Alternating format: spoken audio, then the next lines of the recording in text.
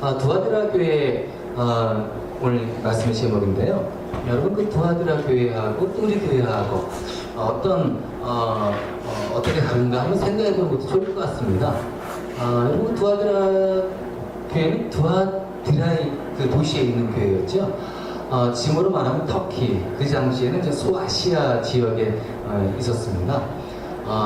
근데 그 두아디라는요, 그 군사도시였습니다. 거기 수도가, 그 당시 수도가 버가모시였는데요. 그 버가모시 지역에 가까운 그 도시가 두아디라 도시였습니다. 그래서 이제 그 다른 나라가 쳐들어왔을 때 수도를 방해하기 위해서 그 두아디라 지역에 많은 군사들을 배치해 놨습니다.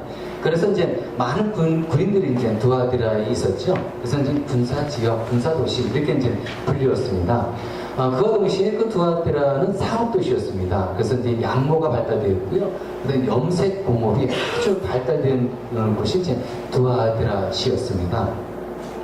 그리고 또 우리가 또 낯익은 사람이 하나가 있는데요. 바로 이제 사도행전 16장에 보시면은 루디아라는 여인이 나오는데, 그 루디아 여인 여러분 제가 종종 언급을 하지만은 자주상사, 옷감 장소였습니다. 근데 두아디라 출신이었어요.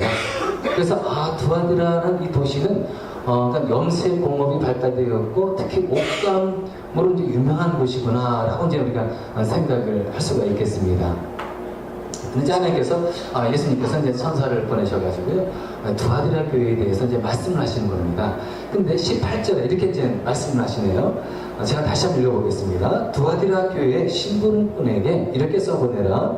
그 눈이 불꽃과 같고 그 발이 노새와 같으신 분 누굽니까? 예수님이시네요. 하나님의 아들 예수님. 근데 예수님이 어떤 분이라고요? 그 눈이 불꽃과 같대요. 자, 불꽃과 같다라는 게 어떤 뜻이겠습니까? 모르는 게 없는 일이라는 거예요. 아무리 숨겨져 할지라도 우리 예수님 눈에는 다 드러나 보인다는 겁니다. 우리가 아무리 진짜 꽁꽁 숨겨도 우리 예수님의 눈을 피할 수가 없다는 거예요. 그 다음에 이제 여기 보면은 이제 이런 말씀 나오네. 그 발이 노새와 같으신 분, 노새, 청동. 그 발이 노새 같다는 것은 어떤 걸 의미하는 겁니까? 심판하시는 분. 그래서 여러분 청동, 이 쇠에 이 발이 그 노새 같다지 않습니까? 그 청동 그 발로 한번 쫙 한번 이 밟으면은 그 밑에 깔려 있는 사람들은 어떻게 되겠습니까? 뼈도 못 추리는 거예요. 심판을 상징하는 겁니다.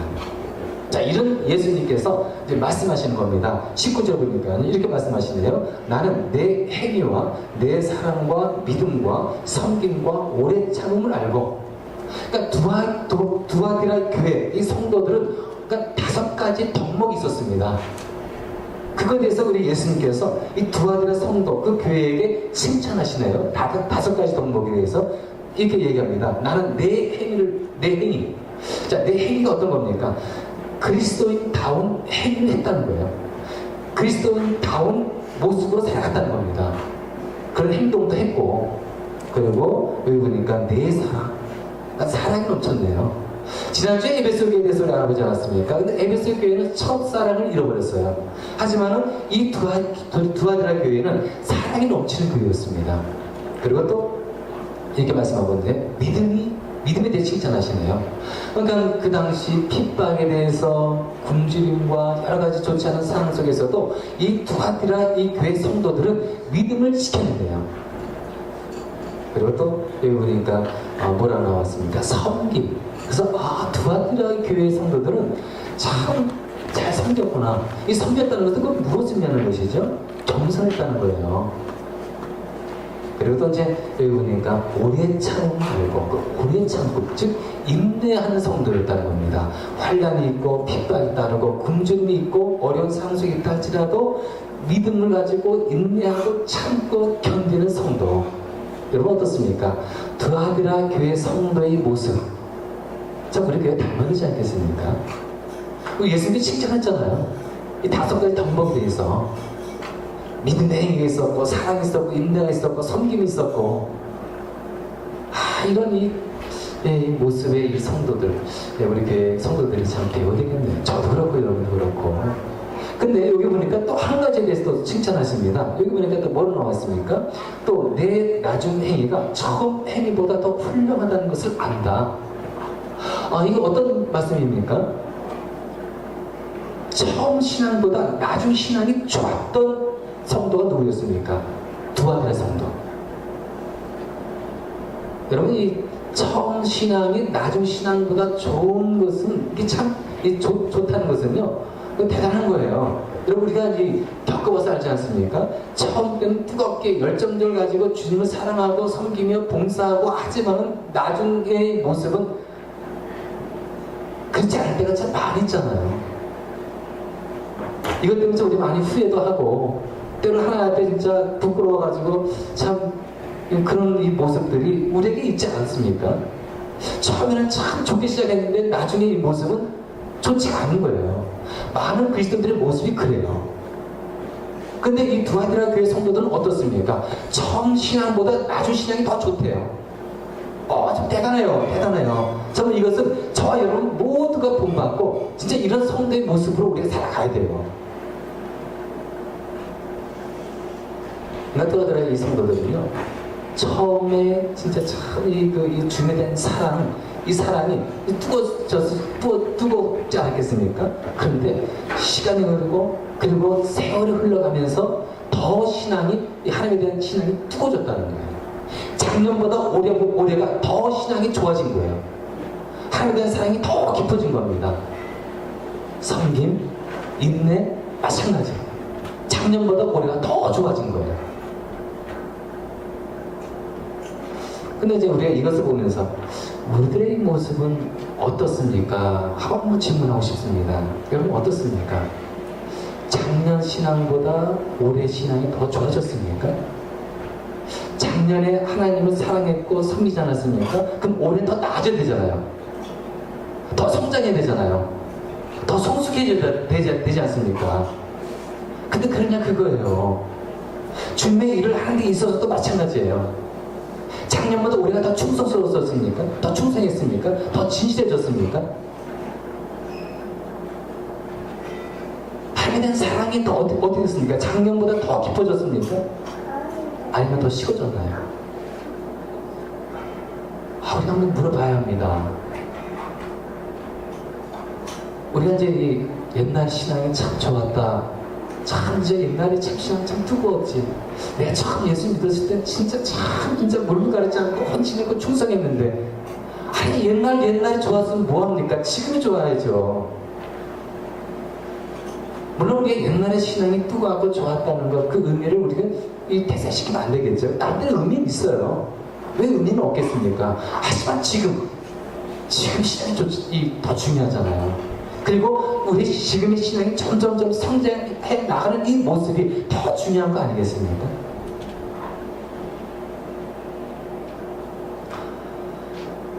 디모데전서 4장 15절에 이 말씀을 보면 이 사도 바울이 이렇게 얘기를 했어요. 이 모든 일에 전심 전력하여 너의 진보를 모든 사람에게 나타내 알게 하라. 전심 전력에서요, 내 진보를 사람들에게 드러나 나타내 보이래요.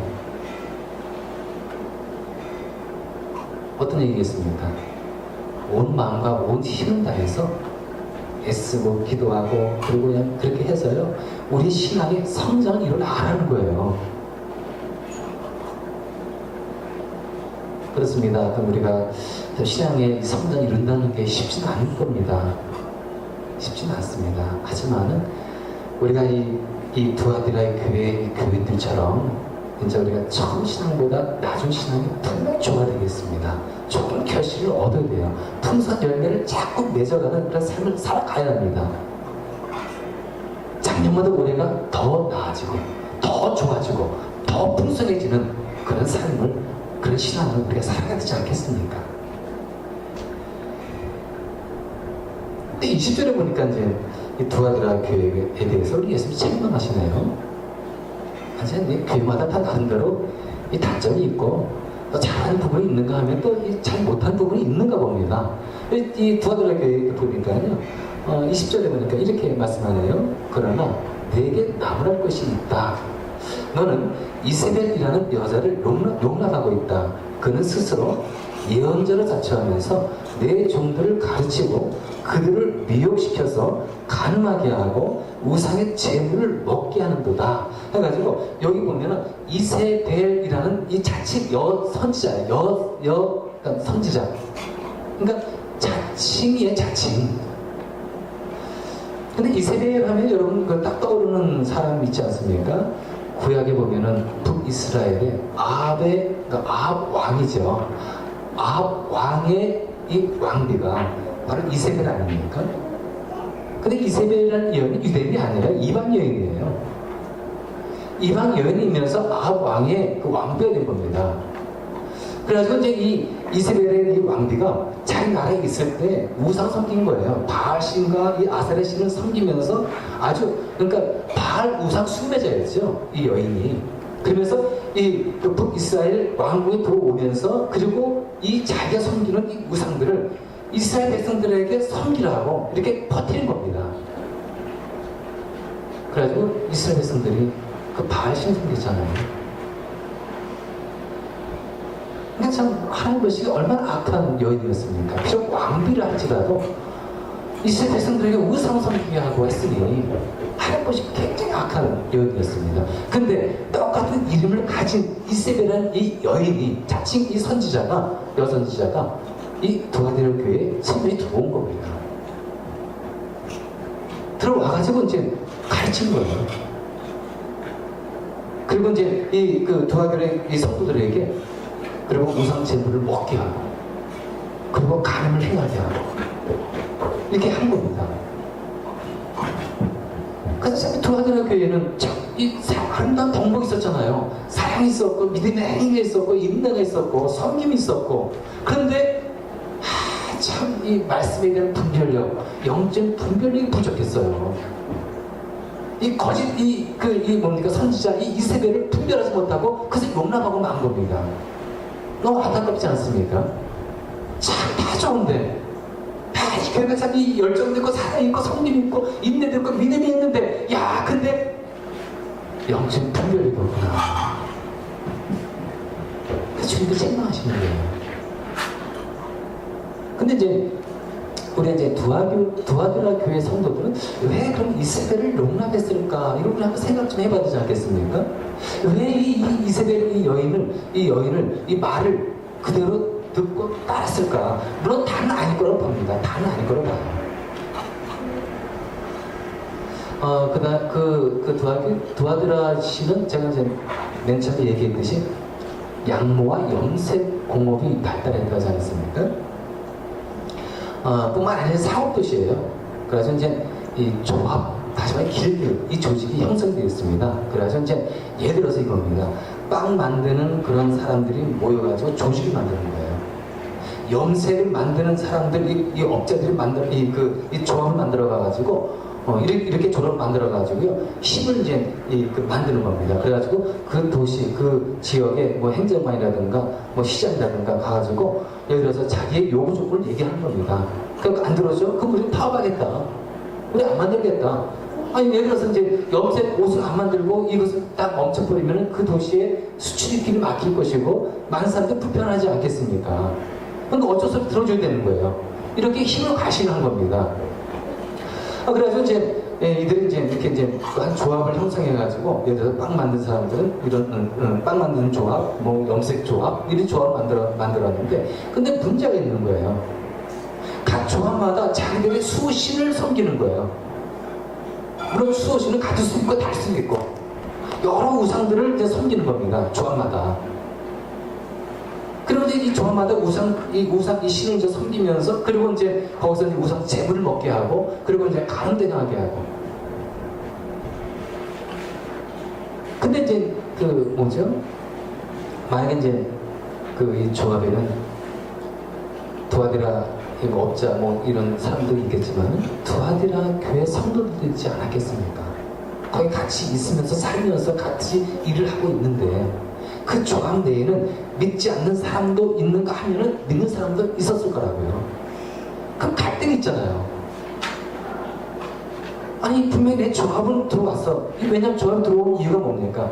분명히 이익이 있기 때문에 그러는 거예요. 이렇게 해야지 먹고 살 수도 있고 자기 일도 해야 되잖아요. 그러니까 참 먹고 살자니 이것은 해될 것 같고 하자니 신앙에 걸리고 그냥 영적인 이 갈등, 대적인 갈등 속에 있을 수밖에 없는 겁니다. 이 두아디라 이 교회 성도들은, 거기에 가입된 성도들은 이때 이제 이세벨이 그 갈등을 하고 외적으로 제가 힘들어하고 있는 이 성도들한테, 이 두아디라 성도죠, 얘기하지 않겠습니까? 또 자칭 여선지다고 하니까 여선지자 아닙니까? 그러다 보니까 영향력이 있을 거라고요. 가가지고 이제 뭐 고민하시고 이제 얘기를 했겠죠. 아, 선지자님, 글쎄 진짜 우리 조합에 이렇게 우상 섬기고 있는데 자꾸 그냥 우상에 절을 하라 그러고 또 그 우상 제물을 먹자고 하고 막 그러는데 이거 참 어떻게 했으면 좋겠습니까? 근데 자칭 이 여선지자가 이제 여기 보니까 뭐 어떻게 얘기했다 가르쳤다 얘기는 안 나와요. 하지만 대충 이렇게 얘기하지 않겠습니까? 아, 우상에 제물을 먹는 거? 아니, 나도 다 먹을 거 아니죠. 먹어, 괜찮아. 그렇다고 천국 못 가고 그런 거 아니니까 괜찮아. 한번 절 꾹뻑하고 그러면 이렇게 지내. 괜찮아. 그것 때문에 힘들어하지 마. 그리고 또 우리가 죄 짓는 거는 육체적으로 죄 짓는 것이고 우리 영혼에 죄 짓는 것은 아니니까 걱정하지 말고 이렇게 한번 해. 그거 가지고 고민하고 이렇게 해. 자칭 여선지자이기 때문에 영향력이 있습니다. 그래서 이제 이 성도들은 말씀 이 깊이는 모르잖아요. 그 여선지자라고 하니까 그렇게 얘기를 하고 그래, 여선지자 얘기를 했으니까 그렇게 해보자. 그래가지고 이제 자제적으로 잃고 가서 이제 뭡니까, 우상 앞에 절을 하고 또 재물도 먹기도 하고 그러니까 행위도 하고 자칭 여선지자에게 말은 그들의 양심을 완전히 무디게 만든 거예요. 그래서 우리 주님께서는 이거에 대해서 책망하시는 겁니다. 너희들이 어떻게 그럴 수가 있느냐? 믿는다고 하면서도 어떻게 너희들이 우상 재물을 먹을 수가 있느냐? 너희들이 믿는 자이면서도 분명히 그리스도인이면서 어떻게 너희들이 해결을 할 수가 있느냐? 하고 다 책망하시는 거예요. 이거 보면서 우리가 이제 오늘날 우리의 모습을 한번 생각해 봐야 되겠죠. 오늘날 제가 미국은 이제 얘기하지 않겠습니다. 우리 한국에 제가 많이 살았기 때문에 한국의 그 예를 들어보면요, 내가 한국에서 사회생활하고 직장생활하고 또 일터에서 또 학교 다니면서 신앙적인 갈등을 겪는 부분들이 참 많이 있어요. 진짜 참 많이 있습니다. 진짜 내가 좀 어떻게 승진도 하고 먹고 살자니 참 진짜 이걸 해야 될 것 같고, 근데 참 이게 하려니 참 하나님이 걸리고 신앙이 걸리고 말씀이 걸리고, 그래서 내적으로 진짜 신앙의 갈등을 겪는 사람들이 참 많이 있습니다.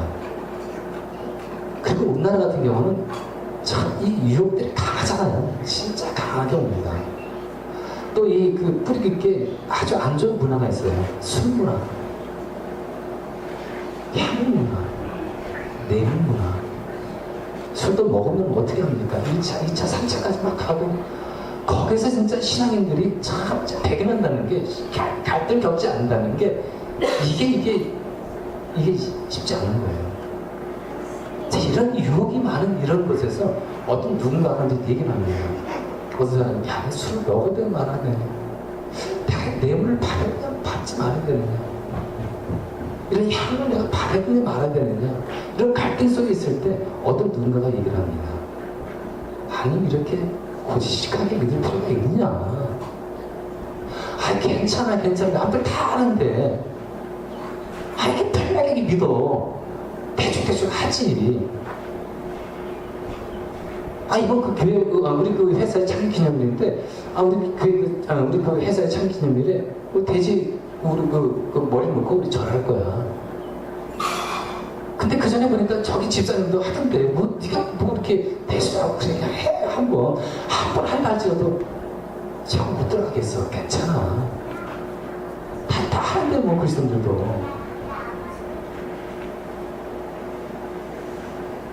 주일에 우리 이제 우리 직장에 있는 동료들하고 그러니까 이제 함께 등산하자 그랬는데 저 안 가면 또 왕따당하고 하니까 내가 참고 한번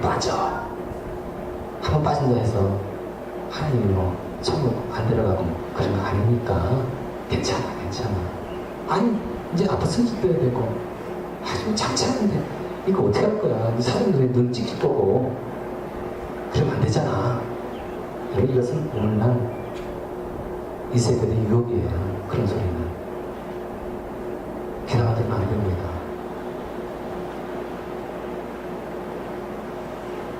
마귀의 특징, 마귀의 유혹의 특징을 봐야 합니다. 마태복음 24장 나오는 게 말씀이에요. 제가 한번 말씀 읽어보겠습니다. 거짓 그리스도인들과 거짓 그리스도와 거짓 선자들이 일어나 큰 표적과 기사를 보여 할 수만 있으면 택하신 자들도 미혹하리라. 어디 나왔습니까? 할 수만 있으면 악한 말입니다. 누구를 미혹한다 했습니까? 누구를 유혹한다 했습니까? 택하신 자. 여러분 택하신 자가 누굽니까? 세상 사람들 아니에요.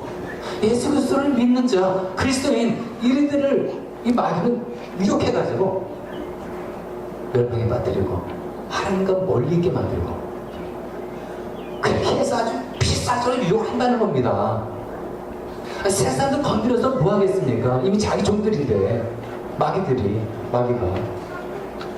이 하면은 그리스도인들을 그냥 택한 이 그리스도인들을 어떻게든지 유혹해가지고 하나님과 멀리 떨어뜨리고 다시 자기 종으로 삼으려고. 뿐만 아니죠. 왜 이 택한 자를 유혹하겠습니까?